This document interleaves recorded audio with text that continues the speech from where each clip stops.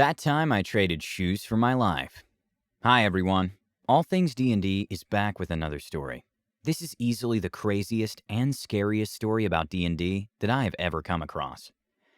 This story just proves that there are plenty of monsters in real life, and being aware of surroundings can, and in this story, will literally save your life. So, I have an absolute horror story in my repertoire. This is, thankfully or whatever, my absolute worst experience ever in the TTRPG sphere. Worse than that guy when you meet literal murder hobos. This was years ago, thankfully. The system? 3.5. The place? The Bible Belt of the United States. I had been a storyteller for a few people at a local game store for the World of Darkness, especially Vampire the Masquerade and some of the darker, grimmer parts of it. I had a player join a Sabbath game and seemed to really like it. He wasn't a stellar player, but I pushed that aside, as he was from D&D exclusively, and new systems can be hard to get. He starts getting better and better as time goes on, finally getting the rules. It eventually comes out that I had a boyfriend at the time, and new players seem shocked. But you're so masculine. You don't seem gay at all. I get this a lot, or used to back when the societal standard of gay men were dainty flowers at best in media. I shrug, and next game the new player doesn't show up. I figured that he was homophobic and just didn't want to come back to my table and cut my losses. 2 weeks later he comes back, kind of awkward, but apologizes that he had been gone without warning, but some family stuff had come up. We had never traded messenger information, so this checks out to me. He's so sorry he put my game into some strain, and even offers to help by inviting me to his place so we could do a game. His brother would run it. He asked if I liked D&D, and I said it was cool depending on the setting. We agreed to time, directions were given, it all seemed on the up and up. I was a forever storyteller at the time, and the idea of playing a game seemed cool. It was even going to be on Sunday, a day I had no games. That was how I was suckered into nearly losing my life. Something to know about where I lived. I was in the capital of a southern state, about 20 minutes from downtown. Near my house, if I drove 7 miles in pretty much any direction, I'd run into a small town. The kind of small town where you get confused for being a drug dealer if you're a man with hair that hangs below your ears. The kind of places that still had segregated radio stations. The kind of places that ran the Confederate flag above the American and state flags. This place was one of these open wounds of small towns that had a church and gun store across the street from each other. I was instantly on edge, but having grown up nearby, I just knew it wasn't the kind of place I'd like to live. But there was a game on the line.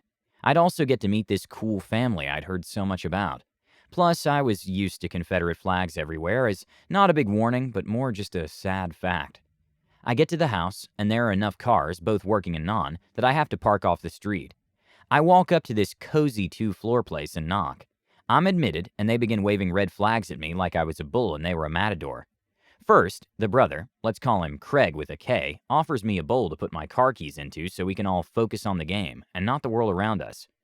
I refused because I had been to a game before that had turned into a swingers key party, and am not about that life.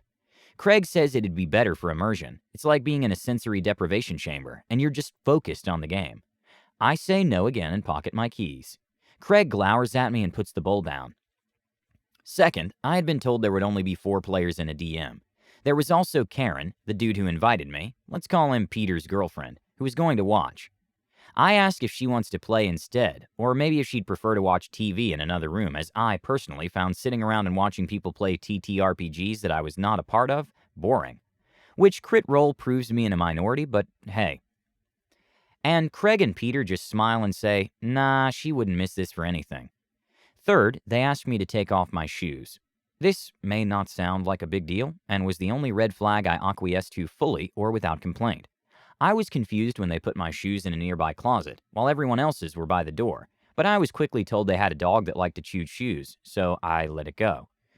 Fourth, they gave me a glass of red wine at my seat. Everyone else is drinking beer or scotch. I don't drink alcohol because one of my medications has an unfortunate side effect of giving me migraines if I drink around, thankfully, a glass of wine.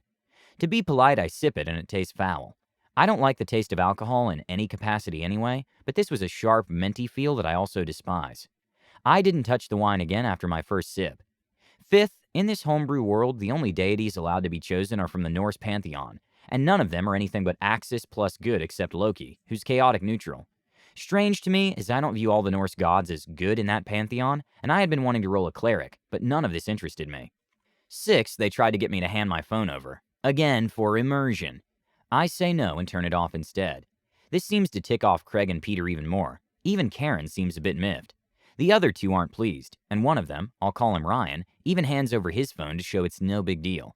And I politely but curtly reply that I don't have money for a replacement phone and would prefer nothing happen to it.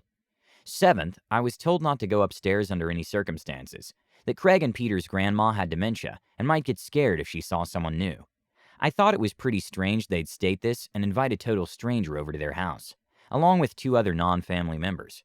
If this was the case, especially if she could just walk downstairs. But, whatever. 8th, not noticed until I was going to the bathroom later, a room with a few tarps in it, but no sign of paint or home renovation anywhere else.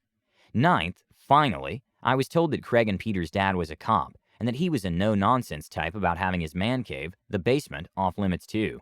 Whatever, I didn't want to go to the basement or see some dude's man cave.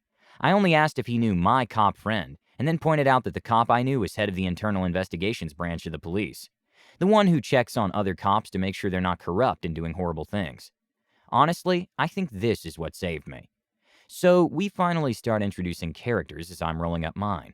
Peter, paladin of Thor with a huge-ass warhammer. Human. Ryan, sorcerer who believes Odin gave him his magic. Chaotic good. Human. Weak link. Rogue who follows Loki. Chaotic neutral. Human. Me. I had a half-orc cleric rolled, but had been told that this was a human-only world, and was having to re-roll and end up with a human cleric of Baldur, because I wanted to make a pun on Baldur's Gate. No one got it. The game starts. Karen, who's supposed to be watching and learning, is on her phone the entire time. iPhones were still super the rage, and I figured she was just surfing the web or something. Craig continually gets me to try and drink more wine. In-game toasts, mentions of thirst, the heat of the sun. He got ticked when I didn't drink the wine, and Peter almost gave me a death glare when I asked for a bottle of water. Karen said she'd go get it, and is gone a really long time just to get a bottle of water. When she returns, the top is already unscrewed, and the seal broken but reapplied. I notice there's some fine grit at the bottom, and just figure this is a filter job in a dirty bottle. Karen grins creepily at me and tells me to drink up. I don't. I didn't want dirt in my body. The game keeps going haphazardly, as if the DM is fumbling after the first 2 scenes. We end up in a fight with some kind of ape creatures, which seems strange to me as this was supposed to be Norse-inspired. And after a grueling combat, I realize this game is not for me.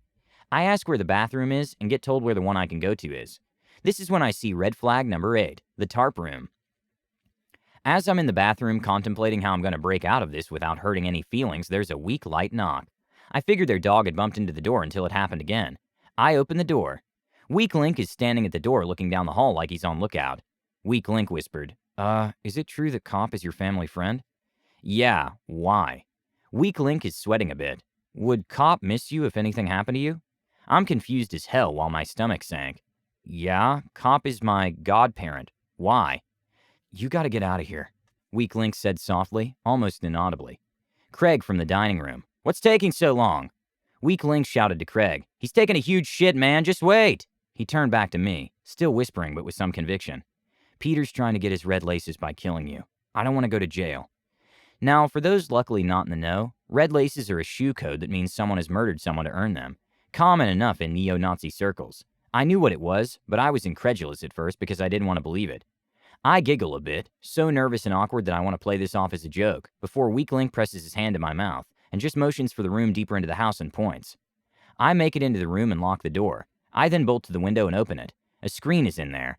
That's when I heard footsteps in the hall, and the sound of flesh hitting flesh hard. A yell. Someone says race trader, and I just punch the screen as hard as I can, and throw my fat ass out that window like an action hero. I hurt my wrist on the landing, but adrenaline was pumping. I run to my car, crack the door open, and am driving off without even closing it. I race home checking to make sure I'm not followed. Or thinking I did. I was freaking out at this point, and was figuring any car headlights might be them, and go to my mother's house because it's closer, and no one from the game shop knows where it is. I tell my mom what happened, and she thinks I'm joking, until she notices my wrist was swollen to the extreme, and I'm pale and hyperventilating, and have no shoes on. She calls our cop friend and I report to cop father, since I know the last name of Craig and Peter, and my godparent makes a quick visit sometime at 4 a.m.ish. Turns out the man cave there was a shrine to the Third Reich, and several city codes being broken about cars on the land.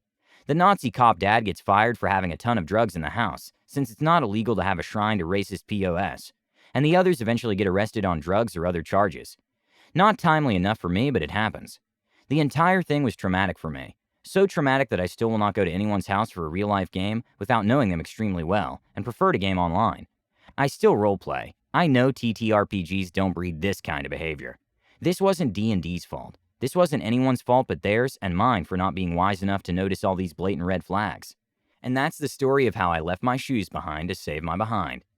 I wonder if the neo-Nazis are playing D&D in jail right this second. What horrible garbage people. Always pay attention to your surroundings and be careful. We hope for the best in people, but there are some terrible people out there. Please let us know what you think and comment below. Don't forget to subscribe to our channel, All Things D&D. Our videos are posted every Tuesday and Friday, so stay tuned for more amazing Dungeons & Dragons content.